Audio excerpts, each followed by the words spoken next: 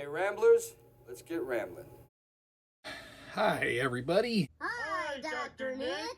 Welcome to part 3 of my 2024 films ranked. We're moving right along with the next in the series, so join me, will you? Going back to May 10th, directed by Wes Ball, whom I am utterly unfamiliar with, starring Freya Allen and the voice of Owen Teague. We have Kingdom of the Planet of the Apes. Reading a little bit on the IMDb here, apparently this film took place 300 years after the end of the trilogy. I don't recall that being mentioned at all in the film, either in universe dialogue or text or anything else. I don't recall there being any kind of reference at all as far as how much time had passed between the last trilogy and this film here. I enjoyed this movie. A lot of people said it was long and slow. I didn't really have any issue with it. Freya Allen was really great. The motion capture was really great. Performances across the board, for the most part, off the top of my head. Really enjoyed it. I can't think of any major concerns or issues that I had with this film whatsoever. So it is it's ending up on the upper half of my list out of 44. So yeah, a perfectly serviceable film, enjoyable. I have yet to add it to my library. Being a 20th century production, it's owned by the Rodent House, so that will be a second-hand purchase when I can find a suitable price for it. But looking forward to adding it, and we shall see if the journey for the apes continues.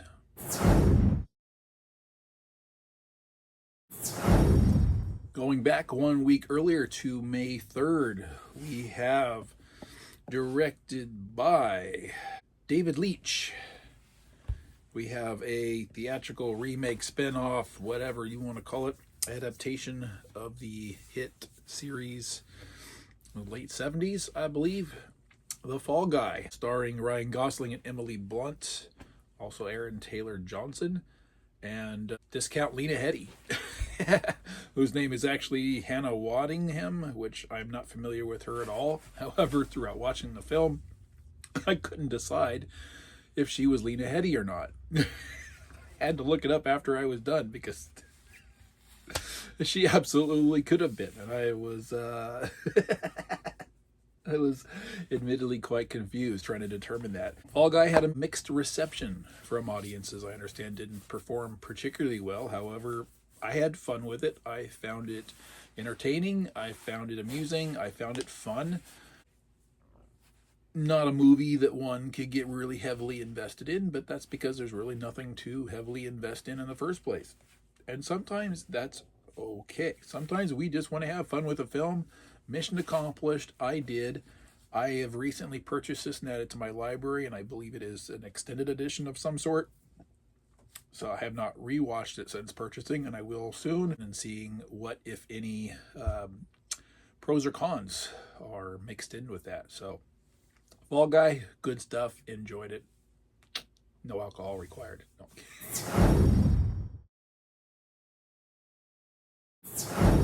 Next up, we have the second entry in a group of, which I guess will be 4 films that are essentially a cluster of fun romps, nothing deep, nothing serious, nothing of consequence, just good old-fashioned fun films. This one goes back to April 19th, directed by Guy Ritchie. We have The Ministry of Ungentlemanly Warfare. Also added that one to my library not too long ago. Yeah, just good old-fashioned fun film. This film had some Tarantino-esque moments, I suppose one could call them. And it's just something that this is a story that obviously largely dramatizes some real world history. Do we want to say hi to the kitty? Of course we do. And there she is. Look at how. Ooh, look at that purr. She got her happy motor on full speed right now. She's a happy kitty. Say hi. Hello. Yeah, hi to the audience. Good girl. I remember watching a review of this film after it came out that talked about how inconsequential the cast was beyond Henry Cavill and Alan Ritchson, excuse me. Probably the only recognizable names and or faces, and even Alan Ritchson is not overly so. But it was remarked that you go through this film and you can't recall to mind a single character name. Sure. You know what? Sometimes that's okay. I didn't have a problem with it. I went through it. I had fun with it. I laughed with it. It was immersed in the experience of the film, and it did what it was supposed to do. So, hey, like it. Good stuff. Yeah.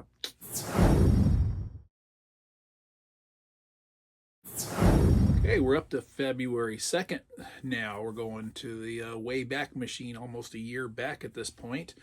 Interestingly, grouped together without intention on my rankings is another Henry Cavill film.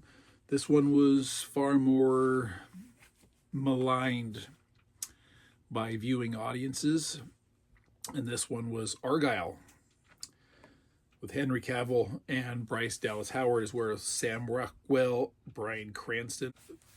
Kitty hair. People were upset by this film strictly because of their perception of what the trailer brought to them, thinking that this was going to be a Henry Cavill enriched film. Okay, I guess maybe a little bit. I didn't really get the impression that he was going to be starring or the main focus of the film. For me, the premise of the whole thing from the trailer was very straightforward, but didn't set up an expectation of like, hey, what's the formula of this actor versus that actor, or this character versus that character, what kind of screen time they're going to get. It was obvious what kind of story it was. What was going to be presented was going to be up to the actual film itself. So I didn't go in with any expectations that Henry Cavill was going to be the ultimate star of this film. Not whatsoever. So I went into it, and I had a blast with this movie. I thought it was a lot of fun. It was crazy. It reminded me a lot of degrees of the Tom Cruise Cameron Diaz film Night and Day, which is just two offbeat characters, one super spy kind of thing, one casual everyday person getting thrown together into this life or death scenario, and zaniness ensues. I like zaniness, and this was plenty of. I just had a lot of fun with it. Everything was good, everything was fun, and yeah, I mean, who the movie did what it was supposed to do, and I enjoyed it, and that's all I got to say about that.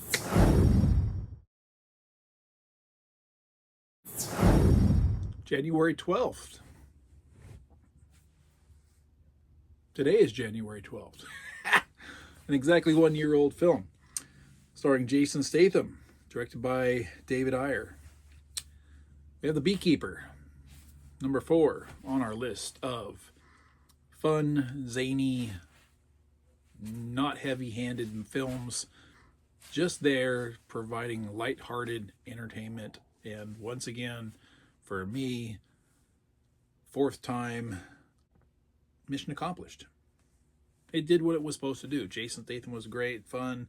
Everybody involved for the most part. There were a couple dry performances. This Emmy Raver Lampman, which I've never seen before, but she played an FBI agent in the film. I thought she was pretty dry overall. But that aside, yeah, good stuff. I think the ending of the film was a bit anticlimactic from what I can recall. Now, this one is in my library. It's probably floating around somewhere in the stack. So we'll give that one a rewatch at some point. A fun movie that comes from a sad incident where just a protective employee taking revenge on the people who did his elderly employer wrong. This kind of movie's been told many times. Kitty, kitty. And that's okay too. I don't need everything to be new. I don't need everything to be fresh. I want something that's going to entertain me. And once again, mission accomplished. It did it. I'm happy with it. Moving on. September 13th, a film whose title I cannot keep straight in my head. Directed by J.J. Perry. Never heard of J.J. Perry, I'm sorry to say. But starring Dave Bautista, Sofia Boutella. We have Ben Kingsley. The Killer's Game. I keep wanting to call it The Killing Game. I don't know why. When I was making my list, that's what I wrote down. When I was going online, looking up posters to post, obviously, here to accompany with, couldn't find this one because I kept calling it The Killing Game and I couldn't get an actual image up. I don't know. But guess what? That means I lied to everybody because I said I had a block of 4 titles that were just going to be grouped together as mindless fun entertainment that I had a really great time with. Well, apparently I misread my list because we have 5 and this is the 5th. Really outlandish premise, really outlandish story, really outlandish results. And again, sometimes that's just okay. When a movie is not pretending to be something it's not, and it's just presenting itself as, hey, here you go. This is it. Take it or leave it. Have fun with it or not. And you know what? I did. And of my list here, maybe it's because it was the most recent watched on that block of 5, or maybe it just accomplished something that it otherwise didn't. I had a lot of fun with this movie. I just did. And no apologies made, no apologies accepted. That is what it is, and I had a great time. Moving on. June 28th. New kind of movie here. One that's much like the aforementioned Rumors. I don't know how to explain what this film is about. It's very difficult to even express why I like it. It's not fun. It's not exciting. It's bizarre on every single level imaginable. Almost to the point of being nonsensical sometimes. But there's one reason and one reason alone I saw this. This film is directed by Yorgos Lanthimos. I hope I pronounced that right. It is Kinds of Kindness. Now, contrary to what the title will have you believe, no acts of kindness are actually committed in the making of this film. I don't know what kind of kindness they're referring to, but there's a lot of bad and or selfish people, misguided people doing sad, selfish, misguided things. I saw this movie because I absolutely adore Emily Stone, because that's what she really wants to be called now. I'm trying to get my brain wrapped around that. But we also have Jesse Plemons. We have Willem Dafoe, brilliant as always, as our main cast. This film tells 3 separate stories, pretty much all with the same cast, playing different roles, different characters, different events, different locations. 3 short stories rolled into one, no connection between the 3. This is Emily Stone's 3rd pairing with Yorgos Lanthimos. And preceded by Poor Things and The Favorite. All 3 have been artsy, independent-esque, really well made. Favorite, not so much, but the other 2 very bizarre films. And this is one that will be added to my library as well, waiting for an appropriate price. Now, this was a Fox Searchlights production, so that means, once again, this is under the umbrella of the Rodent House, so looking for a second-hand source at an appropriate price. Right now, looking at this film on Amazon, and I've been looking at it new since before it was released, it's been at $32. I'm sorry, but I'm not spending $32 just a standard Blu-ray of this little film that came out this year. Sorry, I probably wouldn't pay more than $20 for it. And but yeah, good time. Really strange, bizarre. I didn't know what to think of this as I was watching it. I knew less what to think about it as I walked out of the theater when it was done. No regrets about seeing it. Won't hesitate to buy it, own it, or watch it again. But what do you say about a film like this? Is it entertaining? I don't know. Is it intriguing? Certainly. Is it well made? Absolutely. Is it well performed? Without a doubt. Yeah.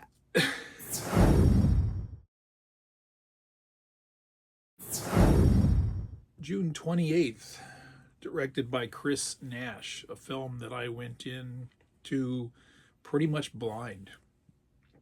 And you want to talk about unique, inventive, and on a class all of its own, a film that offers no musical score, takes place, I wouldn't say exactly in real time, but in a lot of oftentimes feels like it. Imagine watching like a Friday the 13th type film. In fact, that's probably a good comparison. But putting it into almost like a video game perspective and flipping it on its head to where instead of following any group of visitors to the woods, you're following the perspective mostly behind the shoulder of your antagonist, your killer, exclusively. And this movie is called In a Violent Nature, directed by Chris Nash. This movie is one that, again, everything that you're seeing is of the perspective of the killer in this film. And it says you're basically behind this man's shoulder looking at everything as he moves and progresses.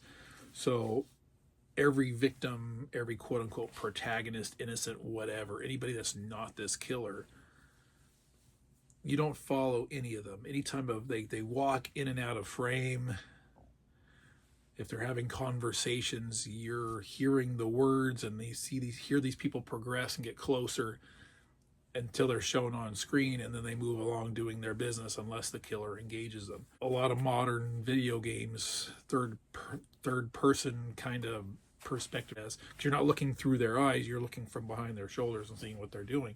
Correct me if I'm wrong, please. It's bizarre because they said the killer isn't a character. There isn't a character there to be represented.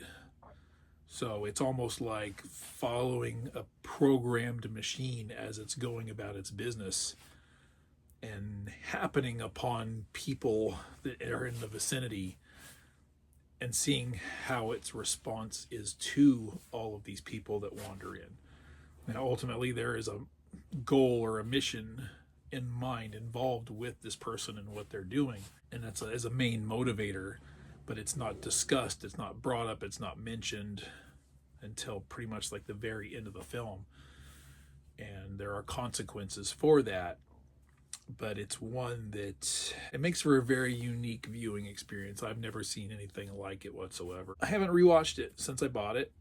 I wanted to stew on this one for a little while before, because I don't think it's going to be a film of great rewatchability, but it's still one that I think has considerable artistic value for its unique nature. So that's why it's ranked high on my list, if that makes any sense.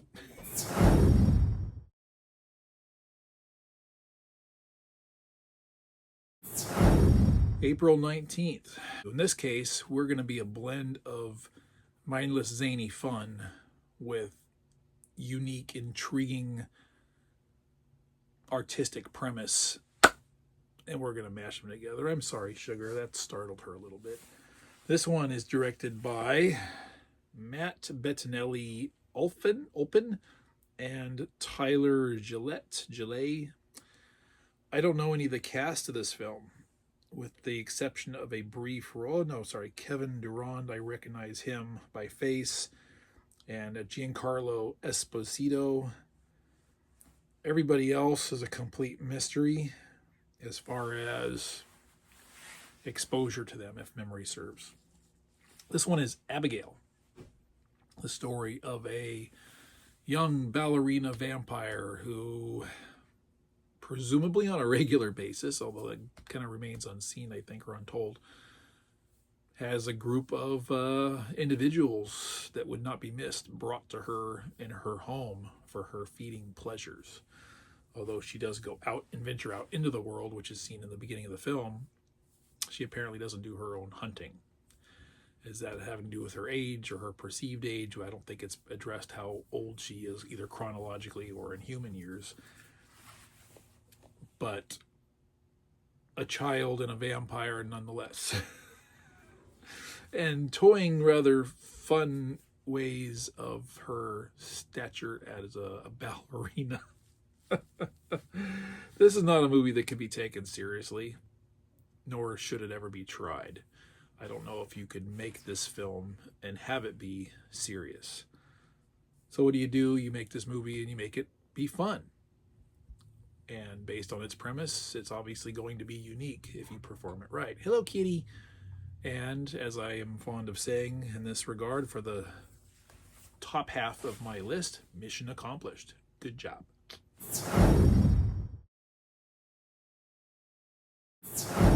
April 5th, directed by Dev Patel. We have a movie that I saw a trailer for, and a movie from a trailer that subverted my expectations, in the sense that this is a trailer that led me to expect something that the movie was not. And this is Monkey Man, starring Dev Patel. And Charlton Copley's in this as well. I forgot about him being in here. This is a film that led me to believe it was largely going to be about a man on a mission, which he is, a revenge mission, which it is, but largely within the confines of a UFC MMA type environment, like a kickboxer or a blood sport or something that's involved with a lot of one-on-one tournament type fighting in an arena setting. Whether that be a man who is training to get better to do something, or whether or not that's integral to his actual mission. And it turned out to not be the case. There is some of that in the film. It's fairly early on and it's very minimum. That was okay, because the story that replaced the one that I was expecting was top notch. And it's one that I found to be really engaging. As a person who completely boycotts all things Rodenhouse, now consequently, I said there's a couple titles on this list that I have seen that belong to them, but I am always paying for a ticket to another film that is not made by the Rodenhouse or owned by the Rodenhouse, and slipping into the theater to watch it. Making sure the theater is getting my business, and that a studio that I feel is worthy of my business is getting my business, and still getting the movie experience I'm hoping to get my hands on. And I do. Yeah. So yeah.